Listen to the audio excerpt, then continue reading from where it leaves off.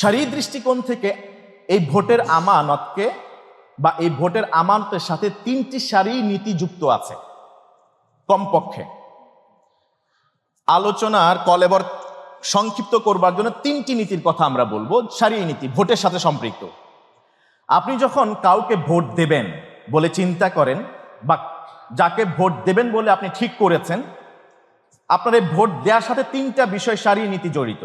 একটা হলো আপনি সাক্ষী দিচ্ছেন যে এই মানুষটা ভালো কি মন্দ, এই মানুষটা আমানতদার নাকি আমানতের খেয়ানতকারী, এই মানুষটা চরিত্র ভালো কি মন্দ, এটা আপনি প্রথমত শাহাদা দিচ্ছেন, উইটনেস। আর আপনি নিশ্চয়ই জানেন আল্লাহ তাআলা মুসলিম উম্মতে মুহাম্মাদিকে উইটনেস হিসেবেই তিনি সৃষ্টি করেছেন। ওয়া তাকুনু শুহাদা আলান নাস, হাসরের ময়দানে আল্লাহ তাআলা কোরআনে বললেন যে তোমরা অন্য সব মানুষের ইভেন নবীদের ব্যাপারেও সাক্ষী হবে। দ্বিতীয় যে মূলনীতি শরঈ নীতি ভোট দেওয়ার ক্ষেত্রে সেটা হলো সুপারিশ, শাফাআত। আপনি কাউকে নমিনেশন দিলেন, কয়েকজন দাঁড়িয়েছে আপনার এই এলাকায়, একজনকে আপনি ভোট দিয়ে তাকে নির্বাচিত করবেন, তার মানে হলো আপনি সুপারিশ করছেন এই লোকটার ব্যাপারে। আপনার একটা ভোট দিলে সুপারিশ করার নামান্তর। মহান আল্লাহ সুবহানাহু ওয়া তাআলা সুপারিশের নীতি কোরআনে বলে দিয়েছেন। সূরাতুন নিসার 85তম আয়াত, তিনি বলেন মাইয়াশফা শাফাআতান হাসানা। সুপারিশ দুই রকম, একটা হলো ভালো সুপারিশ আর একটা হলো মন্দ সুপারিশ। যেমন ভালো সুপারিশ বিশ্বনবী ওহুদের ময়দানে, ভালো সুপারিশ হুদাইবিয়ার প্রান্তরে, ভালো সুপারিশ বদরের প্রান্তরে। যখন কোথায় তাবু গাড়বেন একজন সুপারিশ করলেন এখানে না ইয়া রাসূলুল্লাহ, যদি আল্লাহ বলে না থাকেন এখানে তাবু গাড়ার জন্য, তাহলে আমি বলি আপনি এখানে গাড়বেন না, এই জায়গায় গাড়বেন। এই যে ভালো সুপারিশ, নবীজি সেখান থেকে তাবু তুলে ওই সাহাবী যেখানে বললেন সেখানে তাবু গাড়লেন। হুদাইবিয়াতে কেউ চুল কাটবে না, পশু জবাই করবে না। যখন তারা ওমরা করতে রওনা করলেন আর সেখানে হুদাইবিয়াতে আটকায় দেওয়া হলো, তখন বিশ্বনবীর স্ত্রী তিনি বলেন ইয়া রাসূলুল্লাহ, ভালো সুপারিশ ইয়া রাসূলুল্লাহ, কেউ যখন আপনার কথা শুনতেছে না অথচ এরা তো আপনার জন্য মানে গর্দান দেওয়ার জন্য প্রস্তুত থাকে, যেহেতু আপনার কথা কেউ মানতেছে না, এক কাজ করেন আপনি নিজে আগে নিজের পশু জবাই করা শুরু করেন।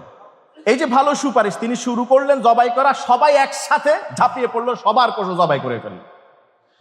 এরপরে আপনার এভাবে করে সব ক্ষেত্রে ভালো সুপারিশ আছে, মন্দ সুপারিশ। ওই যে গত জুমাতে বলেছিলাম যেই মহিলা চুরি করতে এসেছিল ফাতেমা বিনতুল আসওয়াদ বিশ্বনবীর কাছে, সাউবান রাদিয়াল্লাহু তাআলা আনহু তিনি সুপারিশ করতে আসলেন যে না এই সুপারিশটা কি, তিনি সুপারিশ করতে এলেন ইয়া রাসূলুল্লাহ, তাকে কি স্পেয়ার করা যায় না, তার হাত না কেটে কি ছেড়ে দেওয়া যায় না?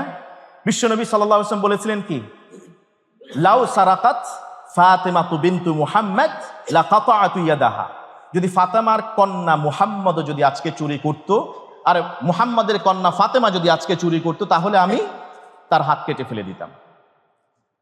এই যে অনেক সময় ভালো সুপারিশ আসতে পারে, মন্দ সুপারিশ আসতে পারে। এখন ভালো সুপারিশ করলে কি হবে? নবীজি সাল্লাল্লাহু আলাইহি ওয়াসাল্লাম আল্লাহ সুবহানাহু ওয়া তাআলা সূরা আন-নিসার 85তম আয়াতে বলছেন মাইয়াশফা শাফাআতান হাসানা, যে ব্যক্তি একটা ভালো সুপারিশ করে ইয়াকুন লাহু নাসীবুম মিনহু, ওই ভালো সুপারিশের কারণে ওই ব্যক্তি নির্বাচিত হওয়ার পরে যত জনকল্যাণমূলক কাজ করবে ইন জেনারেল সব জনকল্যাণমূলক কাজের পরিপূর্ণ সওয়াব আল্লাহ তাআলা তার আমলনামায় দিবেন সুপারিশের কারণে।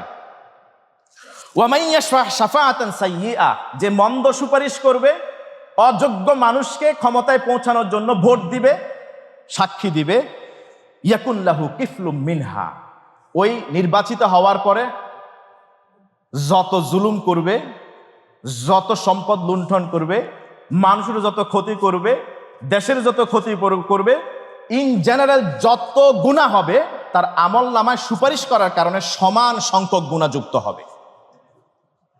এই জন্য সুপারিশ করছেন আপনি, আপনি কাকে জেনে শুনে সুপারিশ করছেন, এটা একদিনের জন্য সুপারিশ না, এই সুপারিশ হলো টানা 5 বছরের জন্যে, টানা 5 বছরের 60টা মাসের জন্যে। আপনি প্রত্যেকটা বছরে 52টা সপ্তাহ এবং 360 বা 65 দিন করে দিন রাত আছে, আপনি ওই সময়ের জন্য সুপারিশ করছেন একজন নেতাকে, বুঝে শুনে আপনি সুপারিশ করবেন। তৃতীয় যে শরঈ নীতি সেটা হলো ভোট দেওয়া মানে হলো আপনি আপনার ভাইসজারেন্ট, এটাকে শরিয়ার ইসলামিক ফিকহের ভাষায় বলা হয় ওয়াকালা। আপনি তাকে প্রতিনিধি বানাচ্ছেন, অর্থাৎ আপনি আপনার এই এলাকার একজন প্রতিনিধিকে সংসদে পাঠাচ্ছেন, তিনি আপনার পক্ষ হয়ে কাজ করবেন, এটাই তো ওয়াকালা। এখন যদি আপনার প্রতিনিধি ভালো কাজ করে, এটার একটা সুনাম। ছেলে যদি ভালো রেজাল্ট করে, বাবার সুনাম। ছেলে যদি চুরি করে, ডাকাতি করে ধরা পড়ে, বলে যে অমুকের কানটা কাটা গেছে, ওর বাপের সব শেষ করলো, তো বাপেরও তো বদনাম হয়। ঠিক আপনার ভোটে নির্বাচিত প্রতিনিধি যদি ভালো হয়ে থাকে, ভালো প্রতিনিধি যদি আপনি পাঠান, আপনার জন্য আল্লাহ তাআলার দরবারে ওই উইটনেসের কারণে মহা পুরস্কার। আর প্রতিনিধি যদি জালেম হয়ে থাকে, তা আপনি ভালো নেবেন মন্দ নেবেন না? কথা বলেন না? তার অংশ আপনাকেও নিতে হবে। আল্লাহ তাআলা আমাদেরকে বুঝার তৌফিক দান করুন।